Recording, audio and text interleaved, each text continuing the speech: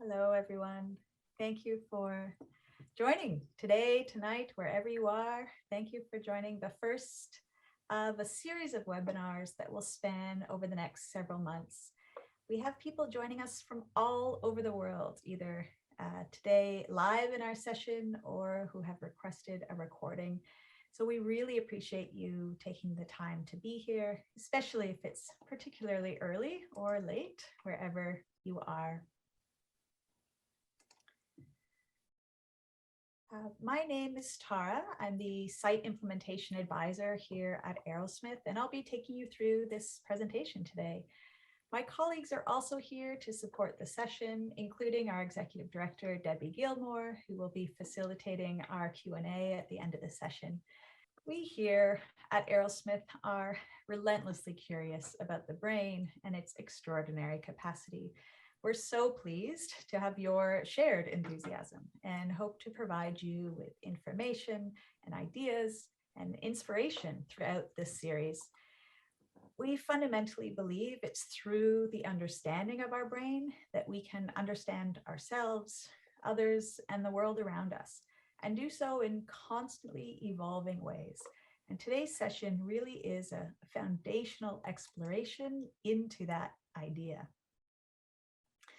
Whether we're walking or talking or scratching our nose or planning a budget, leading a project, or contemplating complex political theory, or perhaps humanity's greatest intellectual challenge to date, putting together IKEA furniture, the brain is responsible for all of these engagements.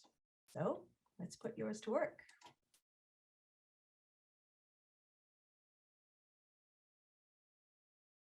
I wonder, does the ketchup pop up for you immediately? Is it taking you a bit of time? Those of you for whom it popped up, have a go look for the olives, the soy sauce, maybe the applesauce. Are you still looking for the ketchup?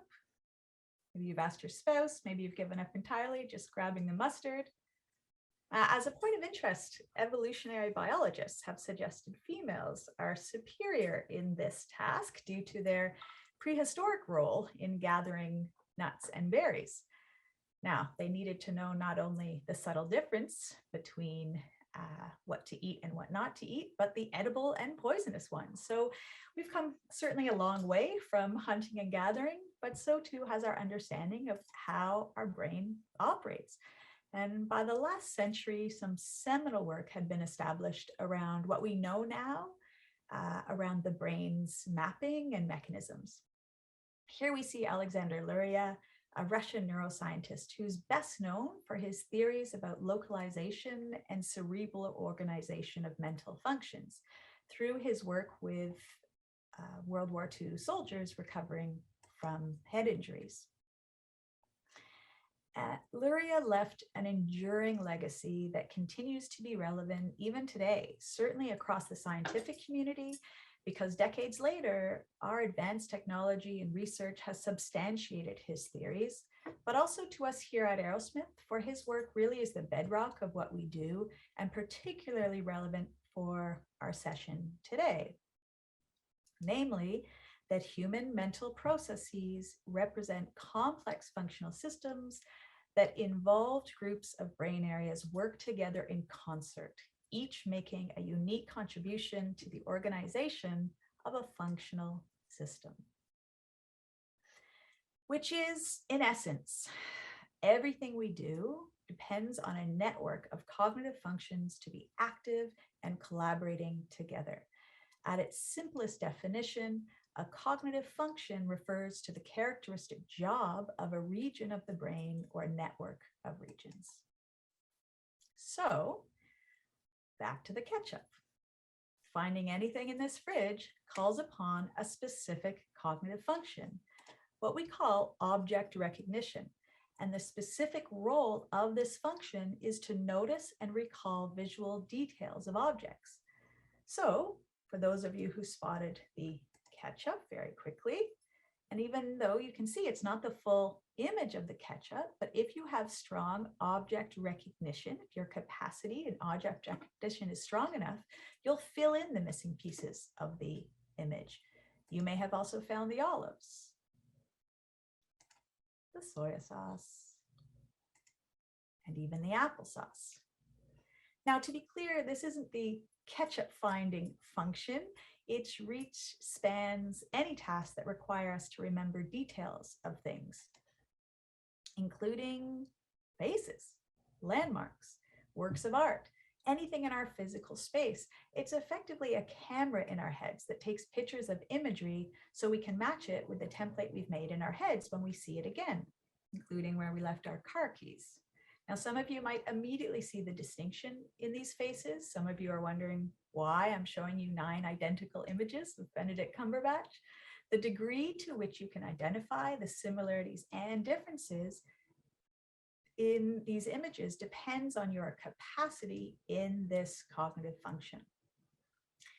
So the speed or ease with which you found the ketchup is really an important element here. There's no off and on switch to our functioning. It's not simply that we can or cannot. Instead, each of our functions operates somewhere along this continuum. The degree of our functioning directly impacts our competence of a task that involves that function. So if you have a superior object recognition, you can call up a house you've been to 20 years ago and remember the wallpaper. If you have a significant deficit in object recognition, you won't notice your spouse cut 5 inches of her hair. Interestingly, there's a parallel cognitive camera in our left hemisphere that takes pictures not of stuff, but of symbols. Symbols, of course, being letters and numbers. And that's how we learn to sight read, to spell, because we take a picture of a word that we see so that when we see that word again, we match it to the template we've saved in our visual memory for symbols.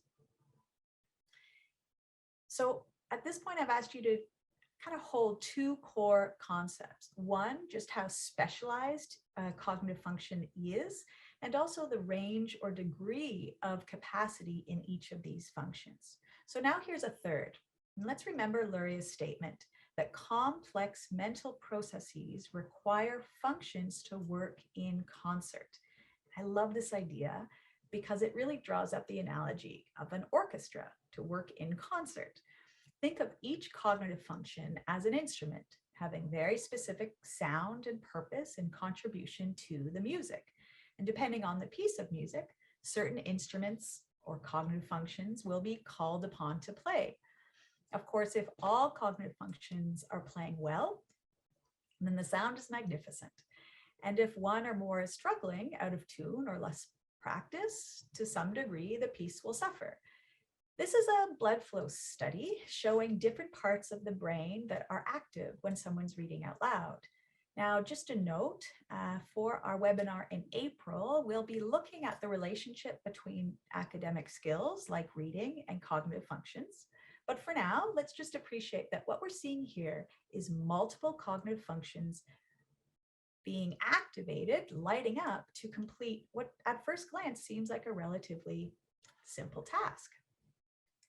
But in fact, our eyes, our brain's eye needs to track smoothly across the letter of each, across each letter and word. That camera in our head for symbols needs to recall the look of the word, and or our brain's phonemic memory or awareness needs to be active to pronounce the word, even just pronounce it in our heads. Our tongue, our lips, even our teeth need orders from our kinesthetic speech function so that we can say it out loud. And of course, we need to remember each detail that we've read. And that's just decoding. Other functions are actively making sense of what we've read or staying focused on what we've read. Both are different cognitive functions we'll examine in a few slides from now. So practically speaking, for each of us, reading is a treasured hobby or a bit of a chore or seemingly inaccessible or somewhere in between, because each of these functions will be operating somewhere along that continuum, be it a significant weakness or a significant strength. And as someone personally who has poor phonemic awareness, so this is the function that holds on to the sounds of words, but I have reasonable visual memory, that camera for symbols, I'm a relatively secure reader, but I'm a terrible speller. I have no sense of correspondence between sounds and letters. Because remember, each function impacts different domains. So my struggle with phonemic awareness made not just spelling difficult, but learning other languages incredibly difficult. Despite living for years internationally, lots of tutoring and lessons, I just don't remember the sounds of words. Honestly, even pronouncing unusual names is challenging for me. Some of my dearest colleagues know I'll avoid their surname entirely if I can help it. Now, others aren't as lucky as me. They may also have visual and phonemic memory issues. They may also have a motor tracking underfunctioning, which may make reading very difficult. Certainly dyslexia would be a common diagnosis for someone with that particular cognitive profile. And if you're curious about that, especially if you're a parent or educator or a professional working with children or families, I'd really encourage you to join that webinar in April to learn more about that topic. But for now, let's look at another example of that cognitive orchestra at play. Behold, the ubiquitous social gathering, perhaps a distant memory for those of us still very much enduring pandemic life. But harken back to a time where such a social event as a garden party, a cocktail party was a regular occurrence. At first glance, it seems like a simple enough intellectual task. It doesn't involve calculus. There's no 15th century literature analysis, just a group of people mingling and chatting. Cognitively, though, our brains are highly active here, helping us navigate this moment, even within the first few seconds. So we may scan the room at first, looking for familiar faces. Maybe we spot someone we recognize, but do we remember their names, how we met them, what they do? Maybe they're chatting with someone else that we don't know. What do we do? Is it a conversation we can interrupt? Is it a casual one, heated? How do we know? We decide to approach, but then we're interrupted by someone else. Now what? Now we have to come up with a plan B. Do we avoid them? Do we stop and chat? Do we take them along with us? Of course, this person remembers you from the old neighborhood, and they want to know what's new in the last 5 years. Can we communicate that effectively? Piece together thoughts within a narrative that makes sense? Can we express ourselves smoothly and as we intended? And then, of course, quickly the conversation moves to current events, what you think about the recent political debate. And he feels strongly about the issue, and so do you. So in fact, you feel differently from him. How can you process his reasoning and develop your own point of view and articulate it clearly and effectively? And don't forget the original intention of approaching that first person. Are you going to shift the end of this conversation? What's essential here? How are you going to make that judgment? How are you going to solve this? So really, in the first 60 seconds of this task, your brain is creating a complex symphony of these particular discrete cognitive functions named here, but they're very much operating together. So each contributing according to its design and enabling us to act and react within the moment.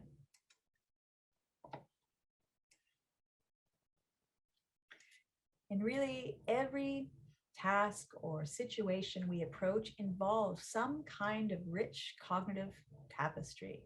Remember, each of these functions too are operating on that degree of competency, meaning different people will have almost infinitely different combinations of capacity across different functions. Some of you may have flourished at that cocktail party scenario. Others find it positively hive-inducing. Some will rely on their strengths, like remembering their former neighbors' kids' names. Others may falter due to a struggle to consider someone else's point of view in a friendly debate. So really, our confidence and our sense of self can be determined by these cognitive functions. Have we misread a situation and made it incredibly awkward? Or perhaps you can interpret someone needs your help. Maybe you're the ultimate wingman, wing person. Ultimately, our cognitive strengths and difficulties and the range between really shapes how we interact. And this makeup of different cognitive functions and functioning across capacity is what we call our cognitive profile. And it makes us who we are. In fact, our individual differences are as unique, if not more so, than our fingerprints. So the more we consider the makeup of our cognitive profiles, the more understanding we can bring to ourselves and our world. And the more we understand the functions themselves, the deeper insight we can have. So I'd like to have a look in more detail at some of these cognitive functions, particularly those considered to be really critical within our experience, considered executive functioning. So an example, just a little giggle about how it is we zone in or out of the world. And this really is part of our prefrontal lobe in our brain. We have both at the right and our left hemispheres. And it's the CEO of our brain. It's our capacity to generate solutions, to be the boss within all aspects of our lives. And these two fundamental functions we'll look at more closely. Within a language task, a conversation, a book, a project, truly any moment of our lives, our symbolic thinking capacity is called upon. So this is the function that lights up whenever we're faced a task and figures it out. Its role is to be persistent at driving, finding solutions to the task, seeking information, examining it, figuring out what's essential, what we don't need. And while it continues to develop throughout our lifetime, it's certainly critical from a very early age to pay attention, to keep focus, and to not give up within a learning task.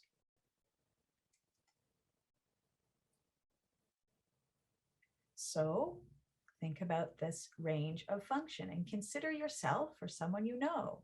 Ask yourself, to what degree can they come up with ideas independently? Can they stay focused, make decisions, decide what's important or what's not? To what degree can they get organized, get started? More importantly, completing a task, persisting until the task and the problem is solved. For someone with a significant issue here, they will be thought to have or even be diagnosed with attentional difficulties, to be constantly shifting in conversation or focus. At a less severe level, perhaps following someone else's structure or guidance is helpful, but it's really a struggle to generate their own, perhaps not even knowing what organizational strategy or template would be suitable for the given material. But even at a mild level of underperformance, this can have a profound impact on how someone's perceived, someone's alleged motivation. And I say alleged because too often someone is dismissed as lacking motivation when in fact they have just a mild symbolic thinking issue. And of course, there are those who are gifted problem solvers and strategic thinkers. So it just gives you some insight into this part of their profile. Let's have a look at the parallel area in our right hemisphere. Just give you a moment to reflect on these friends here. How many cues and clues is she providing?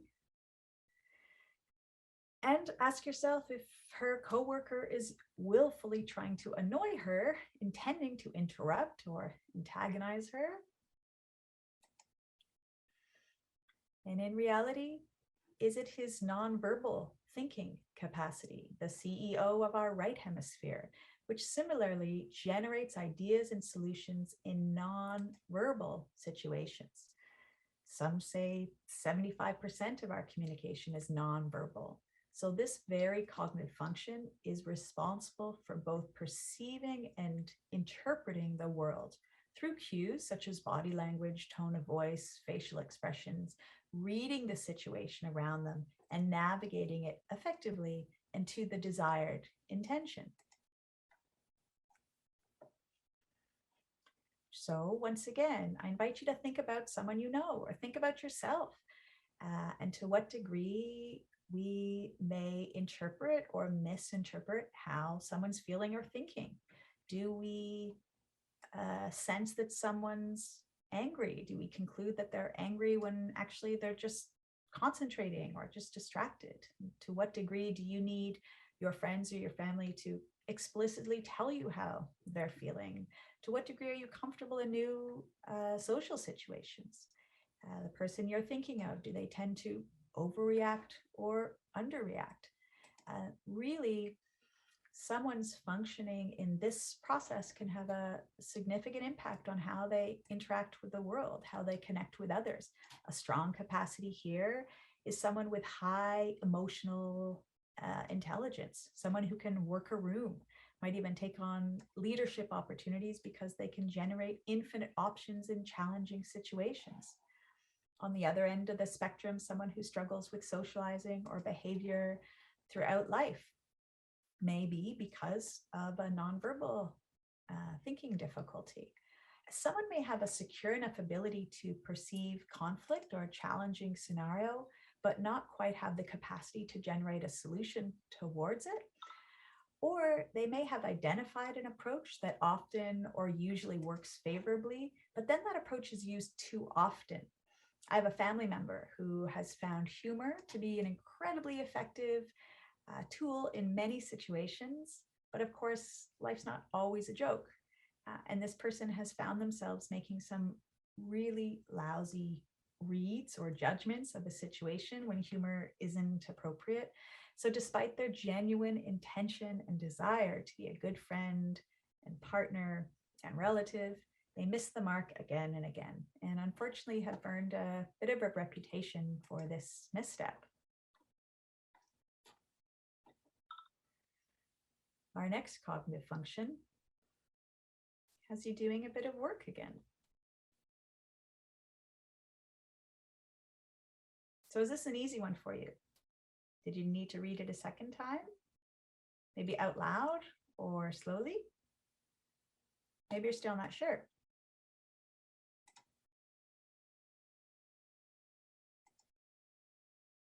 Symbol relations is the light bulb in our heads when we get it, when we have that aha moment, when we put together discrete information that we read or hear or even think about, and we synthesize it. It's the brain area that takes parts of a whole and brings it together to make sense of it. And really, this is involved in nearly every aspect of our lives. Certainly academically, it's responsible for reading comprehension, mathematical reasoning, understanding lectures or explanations or instructions. As a former math teacher, this was constantly revealed to me for students who needed to use manipulatives to concretely see or even touch a concept such as fractions, because the function responsible for understanding conceptually wasn't quite there. And in fact, in any classroom, in any group of people of any age, we can see or sense this range in function. Really, it's to what degree or how effectively or easily do we understand? How many times do we need to see or, to read an article in The Economist before it makes sense? How many times do we ask our manager about a new project before it's clear for us? How many different explanations does our spouse need to present to us before we understand their point of view? It's not uncommon for someone with a mild issue here to tend towards anxiety. It takes them a lot more effort and energy to understand. So a consequence of this means they may find themselves overwhelmed, asking lots of questions, even being unsure of what or who to trust. Certainly, this is not only an essential cognitive function in life, but it's one that even when it's operating reasonably, there's value to its strength, particularly in today's fast-paced and unpredictable world. Our ability to process information quickly, to be analytical, and to understand succinctly is proving critical. So if you're interested in contemplating this further, join our next webinar because we'll explore there the idea of enhancing our capacity at different stages and different domains of our lives.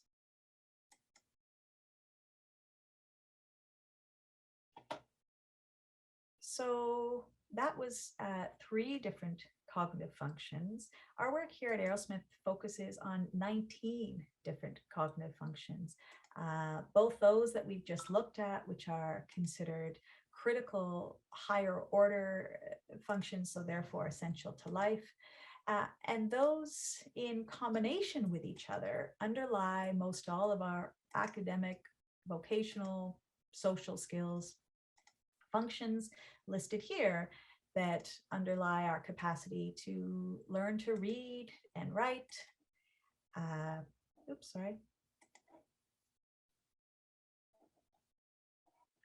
To navigate our social and physical world, to develop skills in the workplace, to truly be a functioning, active, independent, and productive person. So if you're curious about learning more about these functions and how they shape our lives, our website has lots of examples and descriptions. If you'd like to delve further, in addition to Luria's publication that I showed in an earlier slide, The Man with the Shattered World, perhaps the best resource is Barbara Arrowsmith Young's book, The Woman Who Changed Her Brain. Also Howard Eaton's book, Brain School, or the second chapter of Norman Doidge's book, The Brain That Changes Itself. Just ask in the Q&A for more details about those books.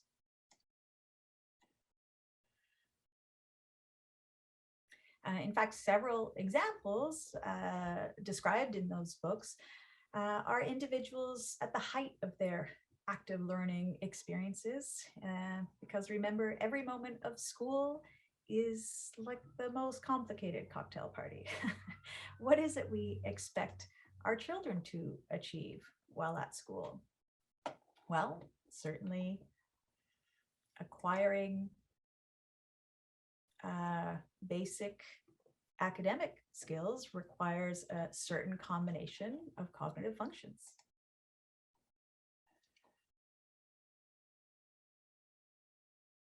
We expect our children to hold and retain a vast amount of information, to learn and behave. So it's a different combination of cognitive functions.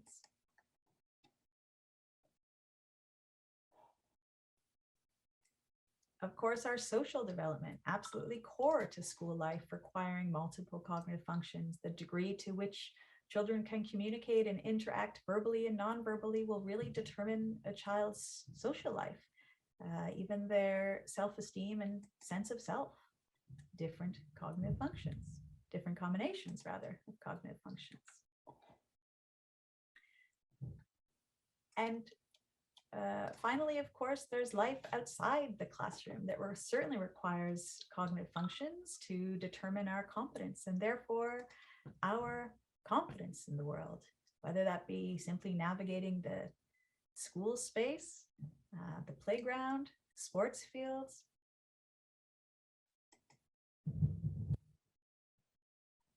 So I wonder if you're thinking differently about any of your own school days at this point, or even today, any learning task today. Think about games or hobbies or tasks at work or home, ones that you avoid, those that you find easy.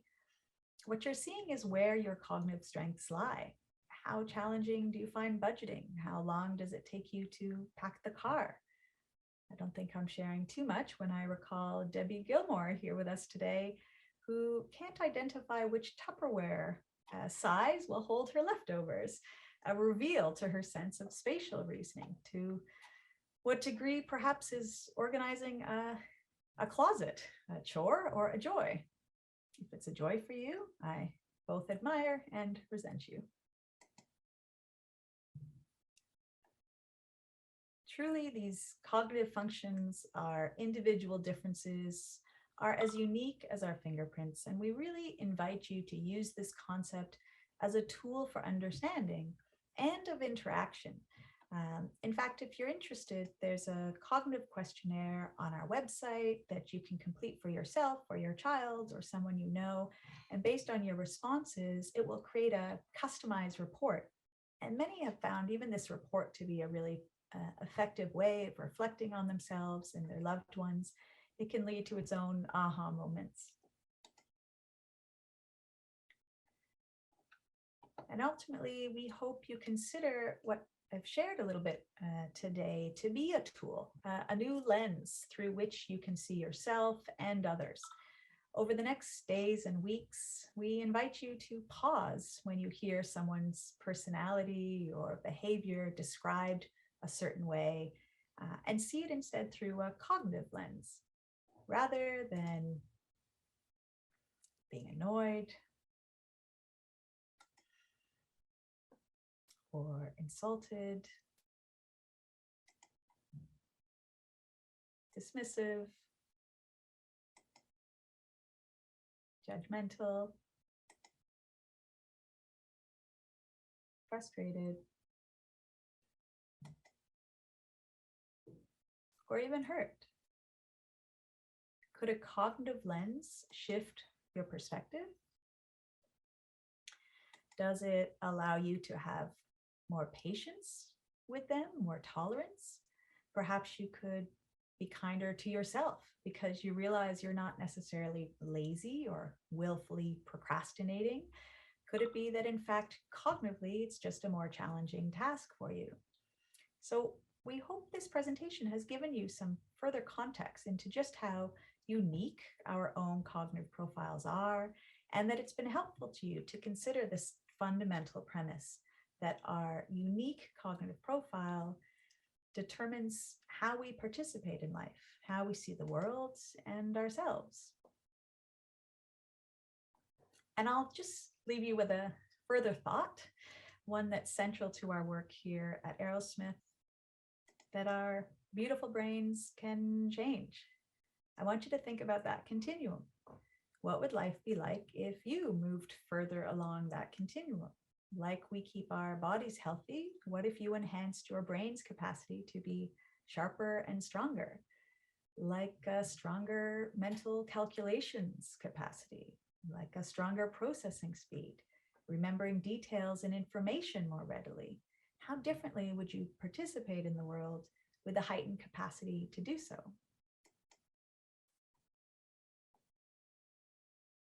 And next month, we'll come together again to delve into this phenomenal science of neuroplasticity, our brain's ability to change and improve at any age, starting from any point on that continuum. And we'd love you to join and invite others who might be interested, because once we recognize our brains as our most valuable asset, I hope it feels worth investing in. Thank you, everyone. Thank you for joining us. Thank you for your curiosity. And we've hoped you've learned a little something. Please use your new cognitive lens this week and let us know. Stay in touch with us and let us know what you've learned or what you've thought about. We hope that you'll stay connected with us, and we wish you well wherever you are in the world. Goodbye. Bye, everyone.